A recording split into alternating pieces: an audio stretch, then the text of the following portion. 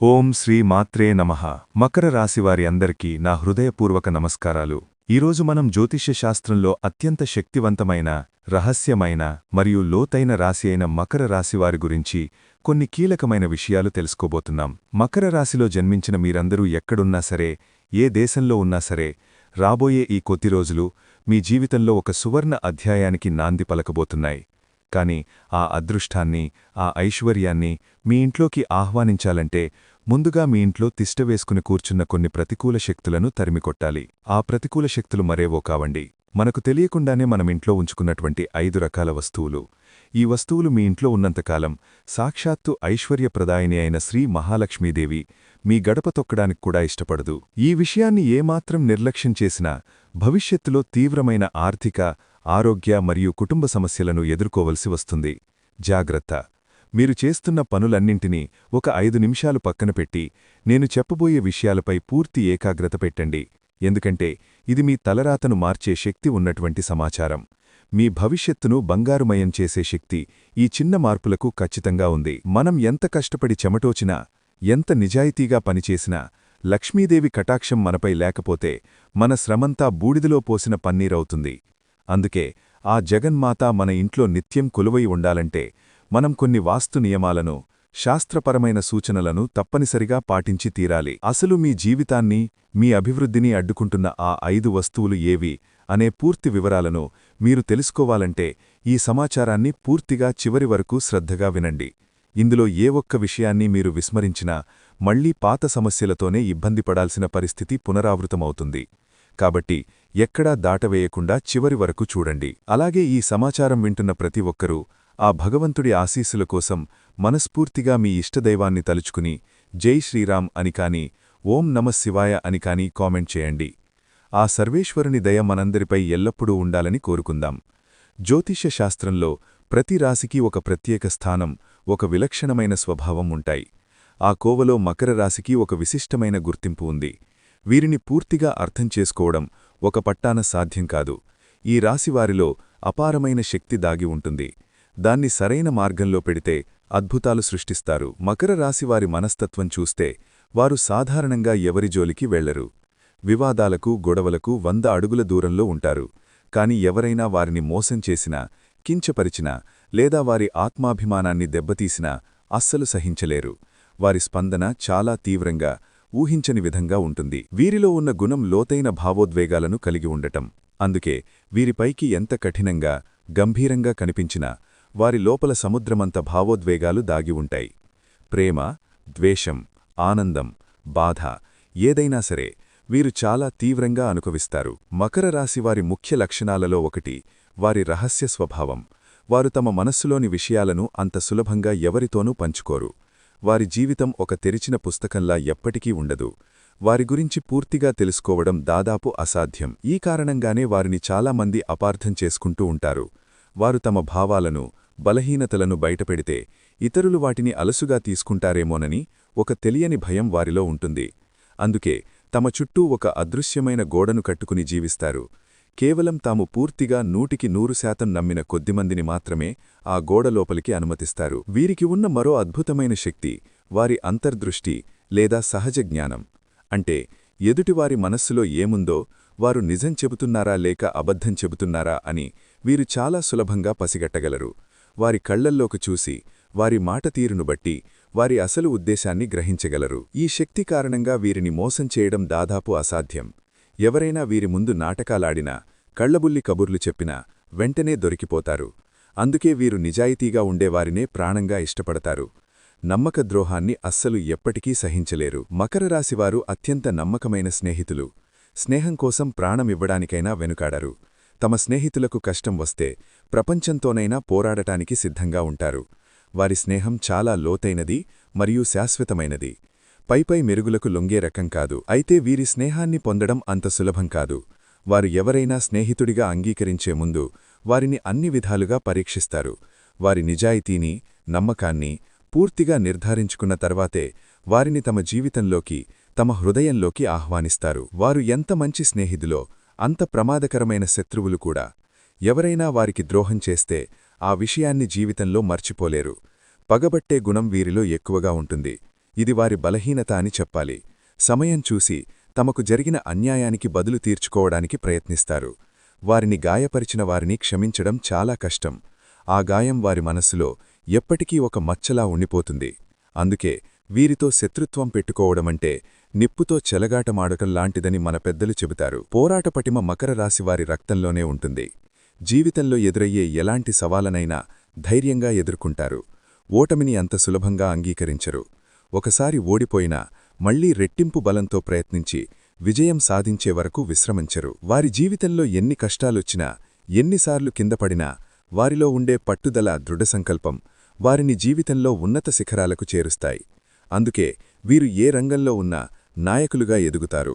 10 మందికి దారి చూపిస్తారు. వృత్తి జీవితంలో వీరు అంకితభావంతో పనిచేస్తారు. ఏదైనా పనిని మొదలుపెడితే దాన్ని పూర్తి చేసే వరకు వదిలిపెట్టరు.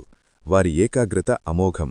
పరిశోధన, గూఢచర్యం, సైకాలజీ వంటి లోతైన విశ్లేషణ అవసరమయ్యే రంగాల్లో వీరు అద్భుతంగా రాణిస్తారు. వారికి అధికారమంటే ఇష్టం. ఇతరుల కింద పనిచేయడం కంటే తామే నాయకత్వం వహించడానికి ఇష్టపడతారు. వారిలో సహజమైన నాయకత్వ లక్షణాలు ఉంటాయి. ఒక బృందాన్ని నడిపించడంలో, కష్టమైన పనులను పూర్తి చేయడంలో వారు ఎప్పుడూ ముందుంటారు. ప్రేమ సంబంధాల విషయంలో మకర రాశివారు చాలా తీవ్రంగా ఉంటారు. ప్రేమించిన వారిని ప్రాణం కంటే ఎక్కువగా ప్రేమిస్తారు. వారి ప్రేమలో స్వచ్ఛత, లోతూ ఉంటాయి. కాని అదే సమయంలో వారిలో తమవారు అనే భావన, అంటే పొసెసివ్నెస్ కూడా ఎక్కువగా ఉంటాయి. తమ భాగస్వామి నుండి సంపూర్ణమైన నిజాయితీని, నమ్మకాన్ని ఆశిస్తారు. చిన్న అనుమానం వచ్చినా తట్టుకోలేరు. వారి ప్రేమ ఎంత తీవ్రంగా ఉంటుందో అనుమానం వస్తే వారి ప్రవర్తన కూడా అంతే తీవ్రంగా మారుతుంది. అందుకే వీరితో బంధంలో ఉన్నవారు చాలా ఓపికగా, నిజాయితీగా ఉండాలి. వీరిలో ఉండే మొండితనం ఒక్కోసారి వారికి మేలు చేస్తే మరోసారి కీడు చేస్తుంది. ఒకసారి ఒక నిర్ణయం తీసుకున్నారంటే సాక్షాత్తు ఆ దేవుడొచ్చి చెప్పినా వారి మనస్సును మార్చడం చాలా కష్టం. ఆ పట్టును వదులుకోవడానికి ఇష్టపడరు. ఈ మొండి పట్టుదలే కొన్నిసార్లు వారిని విజయానికి దగ్గర చేస్తే, మరికొన్నిసార్లు మంచి సంబంధాలు దెబ్బతినడానికి కారణమవుతుంది.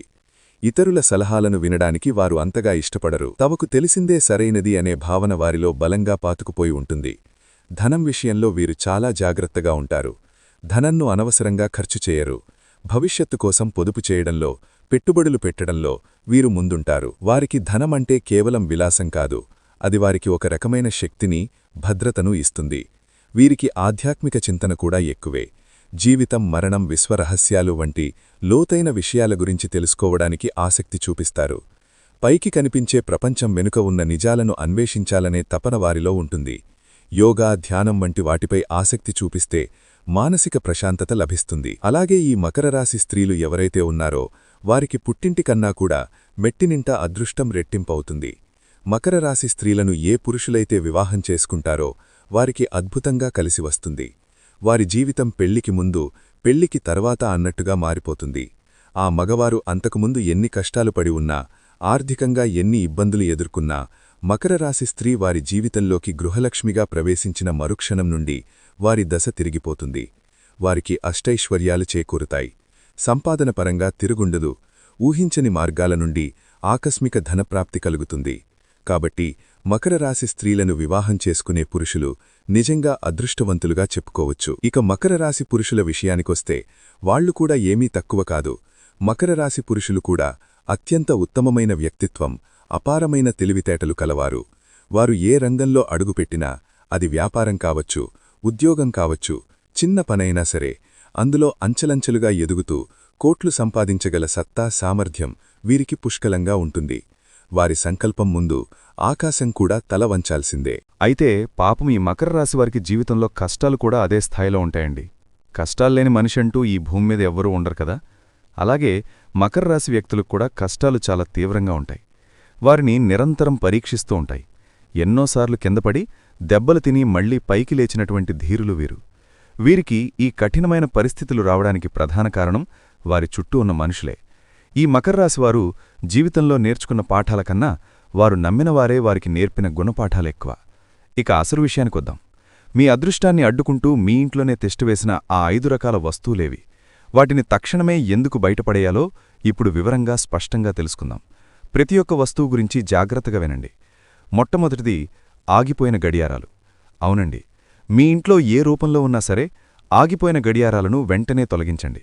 అది గోడకు వేలాడే పెద్ద గడియారం కావచ్చు, మీ చేతికి పెట్టుకునే పాత వాచ్ కావచ్చు, లేదా పనిచేయని టేబుల్ క్లాక్ అయినా సరే.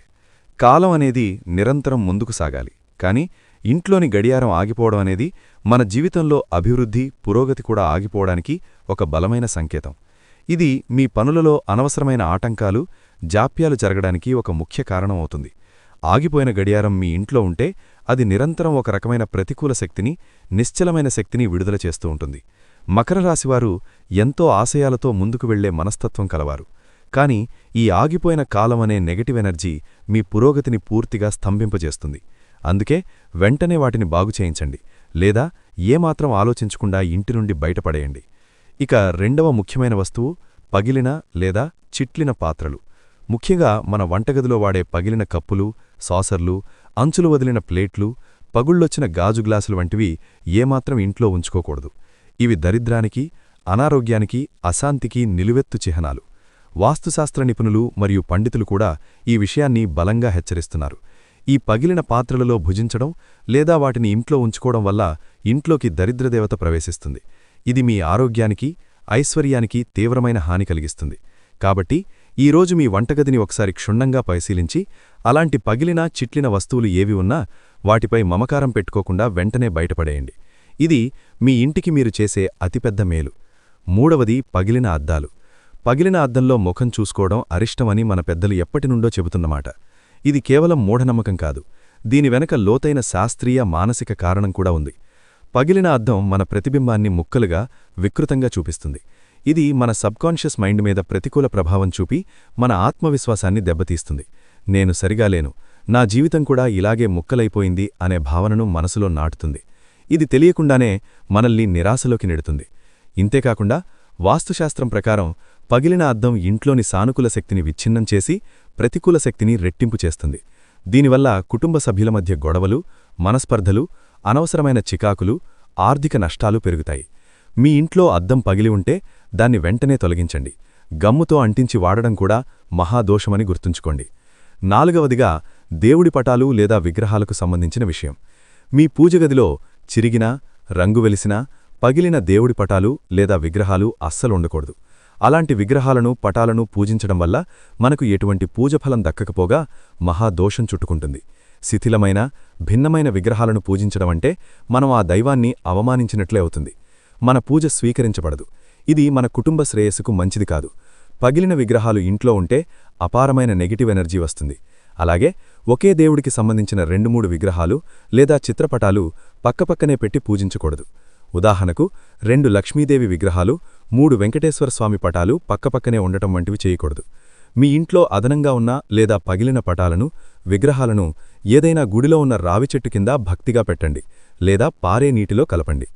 ఇక ఐదవ అత్యంత ముఖ్యమైన విషయం చనిపోయిన మీ పెద్దలు, పితృదేవతలు వాడిన వస్తువులు. చాలామంది తమ పెద్దల మీద ఉన్న ప్రేమతో, గౌరవంతో వారి గుర్తుగా వారు వాడిన మంచాలు, చేతికర్రలు, దుస్తులు, కళ్లజోళ్లు వంటి వస్తువులను ఇంట్లో భద్రంగా దాచుకుంటారు. ఇది భావోద్వేగపరంగా సరైనదే అని అనిపించినా ఆధ్యాత్మికంగా, వాస్తుశాస్త్ర ప్రకారం ఇది చాలా పెద్ద తప్పు. చనిపోయిన వారి ఆత్మ వారు వాడిన వస్తువులతో ఒక బలమైన బంధాన్ని పెంచుకుని ఈ భూలోకాన్ని తమవారిని విడిచి ఉన్నతలోకాలకు వెళ్లడానికి ఇబ్బంది పడుతుందని శాస్త్రాలు చెబుతున్నాయి. దీనివల్ల వారి ఆత్మ శాంతించదు. అలాగే ఇంట్లో నివసించేవారికి అశాంతి, తెలియని ఆందోళన, పనులలో ఆటంకాలు, నిద్రలో పీడకలలు, ఆరోగ్య సమస్యలు వంటివి కలుగుతాయి. వారి ఆత్మ శాంతించి వారు ఉన్నతగతులు పొందాలంటే వారు వాడిన వస్తువులను పేదవారికి దానం చేయడం ఉత్తమమైన మార్గం. వారి బట్టలను, మంచం వంటి వస్తువులను అవసరమైన వారికి దానం చేయండి. ఇది వారికి ఆత్మశాంతిని ఇవ్వడమే కాకుండా మీకు పుణ్యాన్ని కూడా ఇస్తుంది. వారి ఫోటోలను పూజగదిలో కాకుండా దక్షిణ దిశలో గోడకు తగిలించుకుని రోజూ నమస్కరించుకోవాలి. ఈ 5 రకాల వస్తువులను మీ ఇంట్లో నుండి శ్రద్ధగా తొలగించిన తరువాత లక్ష్మీదేవిని ఆహ్వానించడానికి మీ ఇంట్లో మరికొన్ని సానుకూల మార్పులు కూడా చేయాలి. ఇంటి సింహద్వారం ఎప్పుడూ శుభ్రంగా, పవిత్రంగా, ఆకర్షణీయంగా ఉండాలి. లక్ష్మీదేవి మన ఇంటికి వచ్చేది ముఖ్యద్వారం గుండానే. కాబట్టి ప్రతిరోజూ గడపకు పసుపులాసి, కుంకుమ బొట్లు పెట్టి, అందమైన రంగవలికలతో అలంకరించాలి. ఇలా చేయడం వల్ల లక్ష్మీదేవి మన ఇంటిని చూసి ఆకర్షితురాలై లోపలికి ప్రవేశిస్తుంది. శుక్రవారం నాడు ఇంటి గుమ్మానికి మామిడి తోరణాలు కట్టడం వల్ల ఇంట్లోకి ఎటువంటి ప్రతికూల శక్తులు ప్రవేశించకుండా ఉంటాయి.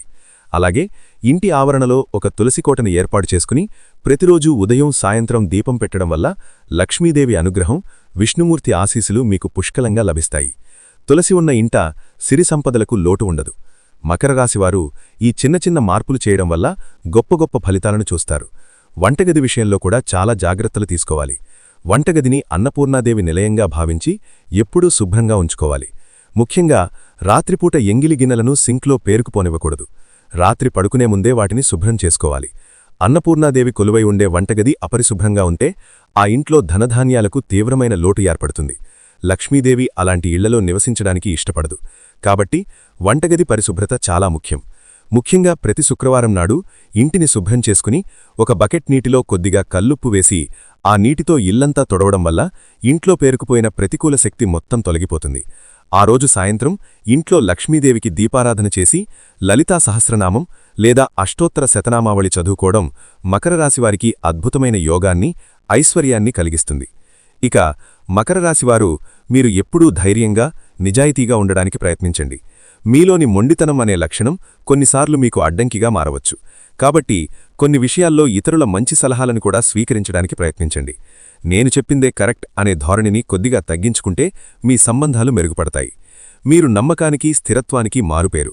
మీరు ఒక్కసారి ఎవరికైనా మాట ఇస్తే దాన్ని నిలబెట్టుకోవడం కోసం ఎంతటి కష్టాన్నైనా భరిస్తారు. ఈ గొప్ప లక్షణమే మిమ్మల్ని వ్యాపారంలో, ఉద్యోగంలో ఉన్నత శిఖరాలకు చేరుస్తుంది. అయితే మార్పును అంత త్వరగా అంగీకరించకపోవడం కొన్నిసార్లు మీ బలహీనత కావచ్చు. ప్రస్తుతం మీరు ఎదుర్కొంటున్న కష్టాలు, సమస్యలన్నీ తాత్కాలికమే అని బలంగా నమ్మండి. చీకటి తర్వాత వెలుగు వచ్చినట్లే కష్టం తర్వాత సుఖం తప్పక వస్తుంది. మీరు చెయ్యాల్సిందల్లా మీ చుట్టూ ఉన్న ప్రతికూల వాతావరణాన్ని, మీ ఇంట్లోని నెగటివ్ ఎనర్జీని సానుకూలంగా మార్చుకోవడమే. అందుకు మొదటి ముఖ్యమైన అడుగు మీ ఇంట్లో పేరుకుపోయిన ఈ పనికిరాని, ప్రతికూల వస్తువులను తొలగించడమే. చెత్త చెదారం, పనికిరాని పాత సామాన్లు, చిరిగిన బట్టలు, పాత చెప్పులు, తుప్పుపట్టిన ఇనుప సామాన్లు వంటివి ఇంట్లో ఉంటే అవి మీ ఆలోచనలను కూడా అలాగే పాతవిగా, నిరుపయోగంగా, తుప్పుపట్టినవిగా మార్చేస్తాయి. మీ మెదడులోకి కొత్త ఆలోచనలు రావాలన్నా, కొత్త అవకాశాలు మిమ్మల్ని వరించాలన్నా ముందుగా ఈ పాతవాటిని, పనికిరాని వాటిని వదిలించుకోవాలి. పాత నీరు పోతేనే కొత్త నీరు వస్తుంది. ఇది ప్రకృతి ధర్మం. మన జీవితాలకు కూడా వర్తిస్తుంది. మీరు మీ అదృష్టాన్ని, విధిని నిందించుకోవడం పూర్తిగా మానేసి మీ చేతుల్లో ఉన్న పనులను, మీ పరిసరాలను సరిదిద్దుకోవడం మీద దృష్టి పెట్టండి. మీ ఇల్లే మీ దేవాలయం. దాన్ని ఎంత పవిత్రంగా, ఎంత సానుకూలంగా ఉంచుకుంటే మీకు అంత గొప్ప మేలు జరుగుతుంది. నేను చెప్పిన ఈ పరిహారాలని శ్రద్ధగా, నమ్మకంతో పాటించడం మొదలుపెట్టిన కొద్ది రోజుల్లోనే మీ జీవితంలో ఒక అద్భుతమైన మార్పు కనిపించడం మొదలవుతుంది. మీ ఆర్థిక ఇబ్బందులు క్రమంగా తగ్గుముఖం పడతాయి. ఆరోగ్య సమస్యలు దూరమవుతాయి. కుటుంబంలో అనవసరమైన గొడవలు ఆగిపోయి సంతోషం, ప్రశాంతత వెల్లివిరుస్తాయి. మీలో కొత్త ఉత్సాహం, అపారమైన ఆత్మవిశ్వాసం రెట్టింపవుతాయి. మీరు చెయ్యాలనుకున్న పనులన్నీ ఎలాంటి ఆటంకాలు లేకుండా విజయవంతంగా పూర్తవుతాయి. మకర రాశివారు సహజంగానే అదృష్టవంతులు, దైవానుగ్రహం కలవారు. ఆ అదృష్టాన్ని పూర్తిగా సద్వినియోగం చేసుకోవాలంటే మన చుట్టూ ఉన్న పరిసరాలను కూడా మనకు అనుకూలంగా, సానుకూలంగా మార్చుకోవాలి.